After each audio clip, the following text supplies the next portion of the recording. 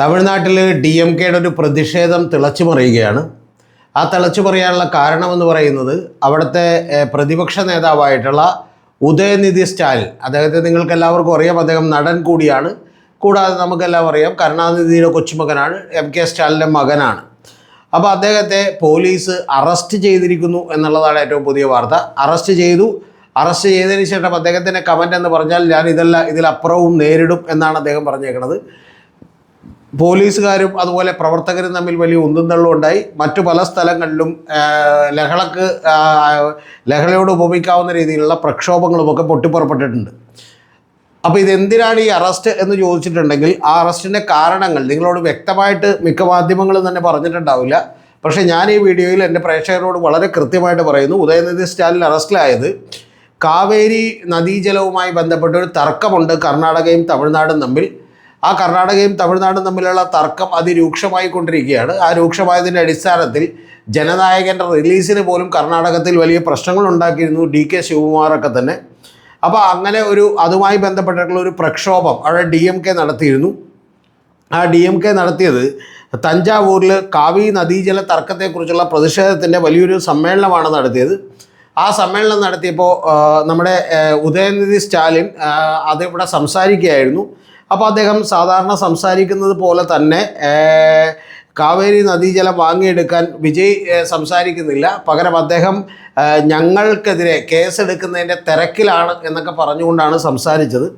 അപ്പോൾ അങ്ങനെ സംസാരിക്കുന്നതിനിടയിൽ വളരെ വലിയ ഒരു അപവാദ പ്രചരണം അദ്ദേഹം, അല്ലെങ്കിൽ ഒരു ദ്വയാർത്ഥ പ്രയോഗം അദ്ദേഹം നടത്തി. ആ ദ്വയാർത്ഥ പ്രയോഗമാണ് ഇപ്പോൾ അദ്ദേഹത്തിൻ്റെ അറസ്റ്റിലേക്ക് നയിച്ചിട്ടുള്ള ഏറ്റവും പ്രധാനപ്പെട്ട കാരണം. ഇത് വിട്ടുകൊടുക്കാൻ തയ്യാറല്ല എന്നുള്ളത് കൂടിയാണ് അവിടെ നടനായിട്ടുള്ള വിജയ് പറയുന്നത്. അദ്ദേഹം പറയുന്നത് സ്റ്റാലിനോട് എനിക്ക് ബഹുമാനമുണ്ട്, പക്ഷേ ഉദയനിധി സ്റ്റാലിനോട് അത്ര വലിയ ബഹുമാനമില്ല എന്നുള്ളതാണ് പറഞ്ഞേക്കുന്നത്. അത് എന്തായിരുന്നു ആ കമൻ്റ് എന്ന് ചോദിച്ചിട്ടുണ്ടെങ്കിൽ വളരെ കൃത്യമായി പറഞ്ഞാൽ ഇംഗ്ലീഷിലാണ് ഞാൻ നിങ്ങളോട് പറയുന്നുള്ളൂ. അവർ chief minister is not opening his mouth over the Kaveri water issue. അതായത് അവരുടെ മുഖ്യമന്ത്രി ഈ കാവേരി വാട്ടർ ഇഷ്യൂവിൻ്റെ അടിസ്ഥാനത്തിൽ അദ്ദേഹം വാ തുറക്കുന്നില്ല എന്നുള്ളതാണ് പറഞ്ഞത്. His only worry is how to put false cases against DMK. എങ്ങനെയാണ് DMKക്കെതിരെയുള്ള ഫോൾസ് ആയിട്ടുള്ള തെറ്റായിട്ടുള്ള കേസുകൾ ഇടുന്നത് എന്നുള്ളതിനെക്കുറിച്ച് മാത്രമാണ് അദ്ദേഹം സങ്കടപ്പെടുന്നത് എന്നുള്ളതാണ് പറഞ്ഞത്. ഈ പോയിൻ്റ് എത്തിയപ്പോഴേക്കും എന്ന് പറഞ്ഞാൽ വലിയൊരു ജനാവലിയായിരുന്നു. ആ ജനാവലിയിൽ നിന്ന് വലിയ ഉറക്കെ തൃഷ എന്ന് പറയുന്ന പേരുകൾ വിളിച്ച് പറഞ്ഞുകൊണ്ടിരുന്നു. ആ പേരുകൾ വിളിച്ച് പറഞ്ഞുകൊണ്ടിരുന്നപ്പോൾ ഉദയനിധി സ്റ്റാലിൻ, അത് ലീഡർ ഓഫ് ഓപ്പോസിഷനാണ്, അദ്ദേഹം ഒരു ചെറു പുഞ്ചിരിയോടുകൂടി പറഞ്ഞ ഒരു കമൻ്റാണ് വലിയ വിവാദമായി മാറിയിട്ടുള്ളത്. ആ കമൻ്റ് എന്ന് പറയുന്നത് whichever water comes or not that water should come എന്നാണ് പറഞ്ഞേക്കുന്നത്. അതായത് ബാക്കി ഞാൻ നിങ്ങളോട് വിശദീകരിക്കുന്നില്ല. അപ്പോൾ ഇത് വളരെ ഇത് കഴിഞ്ഞതിന് ശേഷം അദ്ദേഹം ഒന്നുകൂടി ഒരു പോസ്റ്റ് ഉണ്ടായി. ഒരു ചെറിയ സമയത്തേക്ക് അദ്ദേഹം അതൊന്ന് പോസ് ചെയ്തു. അതിനുശേഷം ചെറിയ ഒരു ചിരിയോടുകൂടി അദ്ദേഹം വീണ്ടും പറഞ്ഞത് ഐ മീൻ ദ കാവേരി എന്നുള്ളതാണ്. ഐ മീൻ കാവേരി, ഞാൻ കാവേരിയാണ് ഉദ്ദേശിച്ചത് എന്നുള്ളതാണ് പറഞ്ഞിട്ടുള്ളത്. ഈ വാചകമാണ് വലിയ രോഷം അവിടെ ഉണ്ടാക്കിയിട്ടുള്ളത്. ആ രോഷത്തിൻ്റെ അടിസ്ഥാനത്തിൽ ഇത് എല്ലാ രാഷ്ട്രീയ പാർട്ടികളും തന്നെ അപലപിച്ചിട്ടുണ്ട്. ഇപ്പോൾ CPIയുടെ ആനി രാജയൊക്കെ തന്നെ ഇത് അങ്ങേറ്റത്ത് അപലപനീയമാണെന്ന് പറഞ്ഞു. വളരെ മോശപ്പെട്ട കമൻ്റാണ്. ഒരു കാരണവശാലും ഇത്തരത്തിൽ ഇപ്പം നിയമപരമായി ഈ കേസ് നിലനിൽക്കാനൊന്നും സാധ്യതയില്ല.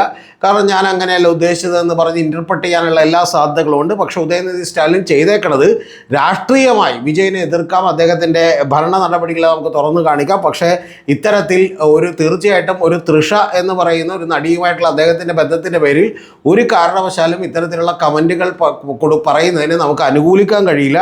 DMK എന്നൊക്കെ പറയുന്ന ഒരു BJPയോട് വലിയ പോരാട്ടം നടത്തുന്ന പാർട്ടിയൊക്കെയാണ്. പക്ഷേ ഇത്തരത്തിലുള്ള കമൻറ്റുകളൊന്നും നമുക്ക് ഒരു കാരണവശാലും അനുകൂലിക്കാൻ കഴിയില്ല എന്നുള്ളതൊന്ന് പറഞ്ഞോട്ടെ. ഇത് നേരത്തെ ഇന്നത്തെ ഒരു കാര്യം ഓർത്തെടുക്കാൻ കഴിയുന്നൊരു കാര്യം, പക്ഷേ രാഷ്ട്രീയമായിട്ട് ചിലപ്പോൾ DMKക്ക് ഗുണം ചെയ്യുമോ എന്നുള്ളതാണ് എല്ലാവരും നോക്കുന്നത്. അതിൻ്റെ പ്രധാനപ്പെട്ട കാരണം 2001 കരുണാനിധിയെ ഇതുപോലെ ജയലളിത അറസ്റ്റ് ചെയ്തിരുന്നു. ആ ജയലളിത അറസ്റ്റ് ചെയ്തത് ചെന്നൈയിലെ മേൽപ്പാലങ്ങൾ നിർമ്മിച്ചതുമായി ബന്ധപ്പെട്ടിട്ടുള്ള അഴിമതിയെക്കുറിച്ചാണ് അന്ന് അറസ്റ്റ് നടന്നിട്ടുള്ളത്. ഏതാണ്ട് അറസ്റ്റിന് അന്ന് അറസ്റ്റ് നടന്നപ്പോൾ നിങ്ങൾ അറിയേണ്ടത് അന്ന് സൺ TV ഒക്കെ ഉണ്ടായിരുന്നു. സൺ TV കരുണാനിധിയുടെ ബന്ധുക്കളുടെ ആയിരുന്നു എന്നുള്ളത് നിങ്ങളോട് പറയേണ്ടതില്ലല്ലോ. അപ്പോൾ സൺ TV വലിയ തോതിൽ എഡിറ്റ് ചെയ്തിട്ടുള്ള ആ ദൃശ്യങ്ങൾ വീണ്ടും കാണിക്കുകയും നിലവിളി ശബ്ദമിടുകയോ ഒക്കെ ചെയ്തതുകൊണ്ട് അന്ന് DMKക്ക് ഒരു ഉണർന്നെണീക്കാനുള്ള കരുണാനിധിക്കൊക്കെ തന്നെ ഉയർന്നെഴുന്നേക്കാനുള്ള ഒരു ചാൻസായി അത് പലപ്പോഴും വ്യാഖ്യാനിക്കപ്പെട്ടു എന്നുള്ളതാണ് യാഥാർത്ഥ്യം. അപ്പോൾ ഇതും തമിഴ്നാട്ടിൽ അങ്ങനെ സംഭവിക്കാൻ സാധ്യതയുണ്ടോ എന്നാണ് ചോദ്യം. പക്ഷേ എൻ്റെ അഭിപ്രായത്തിൽ അങ്ങനെ സംഭവിക്കാൻ ഒരു സാധ്യതയുമില്ല. കാരണം വിജയുടെ ജനപ്രീതി അവിടെ അനുദിനം കൂടി വരികയാണ്. അതുകൊണ്ട് തന്നെ തൃഷയെയും അവർ ആ ലെവലിൽ തന്നെയാണ് കാണുന്നത്.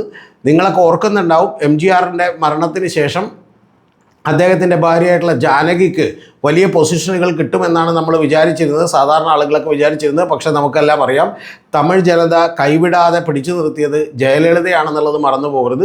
ജയലളിതയുടെ മുടിക്കുത്തിൽ പിടിച്ച് അവരുടെ അദ്ദേഹത്തിൻ്റെ ഡെഡ് ബോഡിയും വഹിച്ചുകൊണ്ടുള്ള ചടങ്ങിൽ നിന്ന് അവരെ പുറത്തേക്ക് ഇറക്കിയതാണ്, വണ്ടിയിൽ നിന്ന് ഇറക്കി വിട്ട രംഗം നിങ്ങൾ ഓർക്കുന്നുണ്ടാവും. പക്ഷേ ആ ജയലളിത പിന്നീട് തമിഴകം അടക്കി വാഴുന്ന ഒരു കാഴ്ചയാണ് നമ്മൾ കണ്ടിട്ടുള്ളത്. അതുകൊണ്ട് തന്നെ ഇത് DMKക്ക് പോലും തിരിച്ചടിയാകാനാണ് സാധ്യത എന്നുള്ളതാണ് പറയുന്നത്. ഇത് ആദ്യമായിട്ടല്ല സംഭവിക്കുന്നത്. നിരവധി DMKയുടെ നേതാക്കളിൽ നിന്നൊക്കെ തന്നെ ഇത്തരത്തിലുള്ള ഒരു ഫിൽത്തി മിസോജിനിസി ആയിട്ടുള്ള നിരവധി കമൻറ്റുകളൊക്കെ തന്നെ വന്നിട്ടുണ്ട്. അതൊന്നും യാതൊരു കാരണവശാലും നമുക്ക് അനുകൂലിക്കാൻ പറ്റാത്ത കാര്യങ്ങളാണ്. അതുപോലെ നേരത്തെ ഈ തെരഞ്ഞെടുപ്പിന് തൊട്ട് മുമ്പ് തന്നെ BJPയുടെ നമുക്കെല്ലാം അറിയാം, നേരത്തെ ഉണ്ടായിരുന്ന അവരുടെ പ്രസിഡൻറ്റിനെ മാറ്റി അണ്ണാമലയെ മാറ്റിയതിന് ശേഷം അവിടെ വെച്ചിട്ടുള്ളത് നൈനാർ നാഗേന്ദ്രൻ എന്ന് പറയുന്നൊരു പ്രസിഡൻ്റാണ്. ആ പ്രസിഡൻറ്റും ഇതുപോലെ തന്നെ വിജയ് ജനങ്ങൾക്ക് വേണ്ടി ഇറങ്ങണമെന്നുണ്ടെങ്കിൽ തൃഷയുടെ റൂമിൽ നിന്ന് ഇറങ്ങണം, വീട്ടിൽ നിന്ന് ഇറങ്ങണം എന്നൊക്കെ ഉള്ള ചില മോശപ്പെട്ട കമൻറ്റുകളൊക്കെ തന്നെ പാസ്സാക്കിയിരുന്നു. ആ കമൻറ്റുകളുടെ അടിസ്ഥാനത്തിലാണ് യഥാർത്ഥത്തിൽ അന്ന് അത് വലിയ തോതിൽ രോഷമുണ്ടാവുകയും ഏറ്റവും ഒടുവിൽ ഈ നൈനാർ നാഗേന്ദ്രന് അതിൻ്റെ പേരിൽ മാപ്പ് പറയേണ്ടി വരികയും ചെയ്തത് നമ്മൾ ഓർക്കണം. ഇത്തരത്തിലുള്ള രാഷ്ട്രീയമല്ല യഥാർത്ഥത്തിൽ രാഷ്ട്രീയ നേതാക്കന്മാർ നടത്തേണ്ടത്. പകരം രാഷ്ട്രീയമായവരെ എതിർക്കുകയും അവരുടെ ആശയപരമായി എതിർക്കുകയും അവരുടെ ഭരണത്തിലുള്ള കുഴപ്പങ്ങളൊക്കെ തുറന്നു കാണിക്കുകയൊക്കെ ചെയ്യുന്നതിന് പകരം ഇത്തരത്തിൽ പ്രത്യേകിച്ചും അതുമായിട്ടൊന്നും നേരിട്ട് ബന്ധമില്ലാത്ത ഒരു നടിയെ കൂടി വെച്ചുകൊണ്ട് ഒരു നടൻ കൂടിയായിട്ടുള്ള ഉദയനിധി സ്റ്റാലിൻ പുതിയ ചെറുപ്പക്കാരുടെ പ്രതിനിധി കൂടിയാണ്. അദ്ദേഹം ഒരു കാരണവശാലും ഇത്തരത്തിലുള്ള വൃത്തികേടുകൾ പറയരുതായിരുന്നു. നിയമപരമായി അദ്ദേഹം രക്ഷപ്പെട്ടാലും ഇത് രാഷ്ട്രീയമായി തിരിച്ചടിക്കാൻ തന്നെയാണ് സാധ്യത DMKക്ക്. ഇത് പറയുമ്പോൾ ഒരു കാര്യം കൂടി പറയാതിരിക്കാൻ വയ്യ.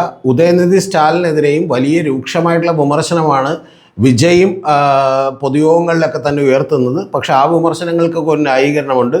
അത് ഒരു അപ്പൂപ്പൻ്റെയും അച്ഛൻ്റെയും ഒക്കെ തണലിൽ വളർന്നു വന്ന നേതാവാണ്. ജനങ്ങൾക്കിടയിൽ നിന്ന് കഷ്ടപ്പെട്ട് ബുദ്ധിമുട്ടി ഉയർന്നു വന്ന ഒരു നേതാവല്ല എന്നുള്ള നിലക്കുള്ള പല പരാമർശങ്ങളൊക്കെ തന്നെ വിജയ് നടത്താറുണ്ട്. അതേപോലെയുള്ള പരാമർശങ്ങൾക്കൊന്നും കുഴപ്പമില്ല.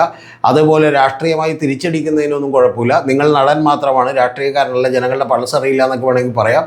പക്ഷെ അതിനും അപ്പുറത്തേക്ക് ഇത്തരത്തിലുള്ള വൃത്തികെട്ട പദപ്രയോഗങ്ങൾ ഏത് രാഷ്ട്രീയ നേതാവ് നടത്തിയാലും അതിനോടൊന്നും ഒരിക്കലും നമുക്ക് അനുകൂലിക്കാൻ കഴിയുന്നതല്ല.